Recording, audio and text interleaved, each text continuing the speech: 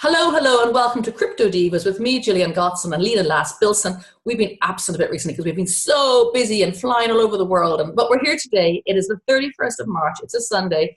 Tomorrow is April Fool's Day, but today is not an April Fool. It is Crypto Divas. So please, if you're watching this, like and subscribe, and we'll be much more regular in the future. So welcome, Lena. Hey. Pretty cool. Yeah. So I'm going to start off with the price because we haven't spoken about the price in a while. We kind of ignored it. It's very healthy. It looks like it's stabilizing. It's about I think it's nearly touching 4,200. So it's really, it looks maybe there's now commentary that maybe the bear market is over, and it's the trend seems more sort of positive. And and I think so. And of course, at the same time, I read another U.S. bank has banned customers from buying Bitcoin. It's called the Regional Financial Corporation, and that to me, that is so wrong on so many accounts. Why do banks tell us what we can and can't spend our money on? Isn't that really, really like, I'm like, so I can buy drugs, I can buy a horse, which is more expensive than drugs, we just discussed. I could buy paintings, I could not feed my children, I could spend it on jewelry, on gold, on diamonds, I could spend it on, well, literally go back to drugs again, but they're not going to ban that, they're going to ban me buying Bitcoin. Ugh. It's like, last year when JP Morgan and Citibank and Bank of America, they halted all credit card transactions involving cryptocurrencies. And they said the issue was risk because if they were credit cards, as opposed to debit cards. And then they said it was legal because, so far they were all saying that you can only use Bitcoin to buy criminal stuff, And then in the midst of it all, you have the quote from last year. This is kind of last year's stuff. But Alan Greenspan, former chair of the Federal Reserve in the US, he was quoted as saying, the United States company can pay debt. It has, because we can always print money to do that. That's what sums up what is so wrong. And then when it comes to criminal activities, there were so many legitimate, as in banking criminal activities. That one with Danske Bank, the CEO, well, he resigned over $233 billion. Actually, it was in Estonia, but a money laundering scandal. I'm not casting any asparagus against Estonia, but it's been bad. It's been very bad. But that just drives me nuts. The more I think about it, how dare they ban us what we want to spend our money on? If I want to spend my money on something, it's my money. Let me spend it. Maybe they're doing that to take the focus on what's going on. The whole money laundering scandals here now turns out that also Nordea Bank was part of it, and Swedbank's being investigated. So yeah, it's pretty bad. And now the finance inspection has advised banks to stop opening bank accounts to e-residents who had nothing to do with this banking money laundering. That's ridiculous. And also cryptocurrency companies, they are having a hard time opening bank accounts. However, I was thinking about this weekend. So I've been in the crypto field for a very long time now, maybe 7 years. And the tech is great and the potential that it brings and everything, but there's just so many bad people and they put a really bad name to this.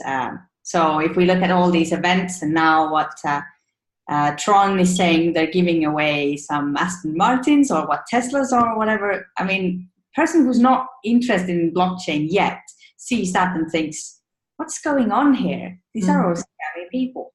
And then let's say someone goes to work for a company that does something with crypto. Many instances they don't get paid, or they say, okay, we'll pay you in Bitcoin and we'll send some money from one bank account to another. And, banks are going to look at that like, what are you doing? So, I cannot kind of understand. So the tech is great and the potential is great, but there's just so many bad apples. And it will be a shame if the whole thing collapses thanks to that. But I actually think there's more bad apples in the traditional banking sphere. And I think, but they're kind of more hidden. They're not so gaudy. They're not driving the Tesla car or whatever. They're driving whatever they're driving. But they're just a bit more subtle. I think that's what it is. And it's kind of acceptable. Maybe they're all middle-aged white men that are doing all this fraud. No offense to middle-aged white men, I understand. But it's just, I don't know, it drives me nuts. People look at these things. Yes, but that's the thing, that the banking industry as it is very established. So they don't have to run around saying, wow, we're going to the moon and things like that. But because blockchain and all that stuff, is still in its infancy. And if people keep seeing these idiots shouting to the moon and giving away Lambos, the interest that could be there will just kind of go down. That's sad. Well, I read another nice report, actually. I'm just following this company now. They're called Flipside Crypto. They're an analytical firm in the crypto space. And they have an index. They call it the FCAS 25. And they say that, it's an index, they monitor the 25 coins. And they say that the time weight moving average of these coins is stronger than the year before, and it's 10 points shy of an all-time high based on 25 coins. And the market maturity has fallen. That's because there's more people coming in and they're all talking about Lambos and stuff. But the development is actually stronger, and the behavior is better. And Dave Battler is a CEO, and he says the crypto industry is just humming. And that kind of backs up your point that we've been saying a lot. There's a lot of, in this crypto winter that we've had a lot of build outs, we have a lot of stability. All those bad actors, not so bad anymore because they're not around, they're not hanging around. So it is. And then Tim Draper, our old favorite, he reckons that Bitcoin will go to 4 million. That's his prediction. Doesn't say when. And he says, he points out, it's a very good point. He says there's apparently $100 trillion of fiat currency in the world, but it's all tied up with politicians and bureaucracy, and people that we are increasingly do not trust anymore. And then he compares that the brightest people are working in the crypto industry. That's very true, because if all those bright developers and thinkers, because it's a whole thinking thing too as well. It's not just the developers. So he didn't say when, but he reckons in a couple of years' time, if you try to buy your coffee in Starbucks with dollars, they'll call you an old granny. So that's kind of nice. I like that. I like that change. Yeah, and if we look at the price, so the price has been very stable recently. Yeah. And that tends to indicate that there's going to be a big change. So the price was pretty flat between September and November, and then it dropped quite significantly. So the question now is, it's been pretty flat since end of December. Is it now going to go up or down? I'm hoping up, of course. And then there was more hacks. BitThumb, South Korea, 20 million. But they reckon it was an insider job. And they were hacked 9 months ago. You'd think they'd have got their security under control. These exchanges have to work a bit harder. And then conversely, Upbit, also out of South Korea, they're expanding. They've got to get 71 billion war chests in fiat in dollars. So, yeah. So there's still hacks, but there's also positive news coming out. Yeah, well, if we look at where the industry itself is going, so Facebook is hiring like nothing else. I was going through LinkedIn the other day, and there were so many job ads for Facebook, and specifically blockchain. So product managers, business software developers, and product managers. So that's the thing. Facebook's done a lot of bad things recently, and it seems like they're trying to get some credibility back, saying, yay, well, we'll secure things with blockchain and we'll use our own token, whatever. It could make sense, bring the ad prices down by having a native token, save on the processing fees, whatever.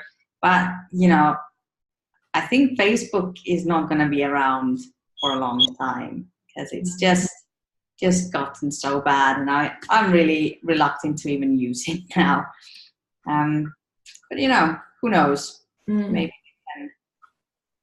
I use it less and less. Well, I use it for my media, but I think I said it to you before, when they put up memories, and I have some cool memories that I share. I've had a very eventful decade, but they say things. The thing that really bugs me, says, because we care about you. I'm like, don't say that. Let's get red rag to a bull. Say, sure, you got some pretty cool memories. You want to share them. I'm happy with that. But don't say because we care about you. And that makes me, get a little bit sick. I'm not going, Facebook cares about is how to make as much money as possible. And there's been so many reports of what the C-level is doing, and it's nothing about the user. They're just trying to get every cent out of you they can, and they don't care about your privacy or what they've caused in terms of election results and all that. So, you know, you're right. Don't say you care. Yeah, that really, that's one of the things that even before all the Cambridge Analytica all that scandal sort of broke, I'm not going, don't say that. Really, you are an institution, a commercial money grabbing institution, and who feeds off me. Don't say you care about me as you're biting chunks off me. Ugh. Then, did you see, by the way, 2020 is hotting up. There's a new Democrat candidate, Andrew Yang. Have you come across him? He's outpacing Elizabeth Warren, but mind you, with her New Year's Eve video. I like Elizabeth Warren, but that was weird. I don't know if you saw that video that she put out about her having a beer and her husband was there and he said, "Oh, darling, thank you for being here." And some bright cookie said, "Where else would he be on New Year's Eve? Presumably you're married and in love, he's going to be with you." Anyway, I do like her, but she's a bit funny. This guy, he's an entrepreneur. He's a Bitcoin advocate. That would be amazing. He thinks like a libertarian. He wants universal healthcare, universal income, you know. And so I was thinking, wow, that would be interesting. I like the sound of him. Nice to have a Bitcoin advocate in the White House as opposed to that orange thing. Don't want to speak about him. No, I don't want my blood pressure to go up. Well, politics all over is going badly wrong. And Estonia also, we were all rooting and we're going to have a female prime minister, but now somehow the ones who lost the elections are trying to form a very evil coalition with a very sort of extreme right-wing party. That's not good. No, it's scary. That is scary. I saw one nice joke that was very pertinent to me because the Godsils are related to the Bullens. So we're related to Anne Boleyn, you know, the second wife of Henry VIII, Henry VI, Henry VIII. Always get mixed up between this. He had 8 wives or 6 wives, or he was the 8th or the 6th, I forget which. Anyway, they're saying that she's a Bitcoin maximalist because in her necklace, she's the very famous picture, it's a bee. Now the bee is for Berlin, but it's very like the Bitcoin bee. 500 years ago, she was in the know, and she's a relation of mine. Yeah, woo! Yeah, doing Bitcoin before it was cool. That's so cool. That's brilliant. Also, one thing I've been following the Quadriga CX. Stuff. Yeah. What's happening there? So the whole thing is just so not right. And recently, this lady who was their sort of attorney released a story on CoinDesk. And it said that they were doing everything right at first. So they were doing things that no one else was doing. They were following all the regulations. They even had insurance for their customers' funds. And at that time, so bear in mind, that was like 2015. No other exchange was doing that. Yeah. So they insured their cold storage, and also they were following every regulation in Canada that, they were great. But then suddenly the CEO fired all of the legal advisors and decided that it's not a public company anymore, which you can't just do like that. And suddenly just shut everything off, and suddenly the funds go missing. So, I mean, their story is loopy in so many ways. Okay, again, if the guy's really dead, I'm very sorry for him and his family. But he made his will 13 days after his supposed death. And, the company's saying, cold storage, we can't get into it. But they've recently been audited. So by Ernst & Young, I believe. Yeah, and the storage is empty, isn't that right? There's nothing in there. So the fact that they can't give the money back because it's in cold storage is a lie, because you can clearly track what wallets you have and where, and the last amount of money was taken out maybe 6 months ago. So yeah, be interesting. So do you think he could have been killed?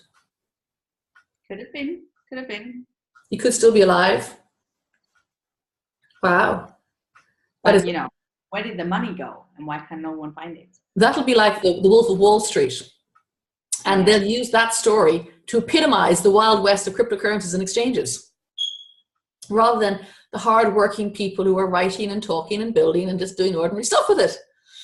Much more exciting. Wow. Well, I've no more news. The fact that Anne Boleyn, my cousin, is an early Bitcoin advocate is really cool. I'm going to add that into all my talks going forward. My cousin. That's brilliant. Yeah, that's all the news I have now. Yeah. Brilliant. So I've had a mixed week, it has to be said. We discussed it before we started recording, but I'm going into the Zen-like thing going. I'm going to just project goodness, protect myself, and it's going to be a great week. Absolutely. So we'll say goodbye. Yeah, goodbye and see you maybe next week. Oh, I'm away next week, but we will find some time. Excellent. We'll figure it out. Brilliant. Everyone. Bye.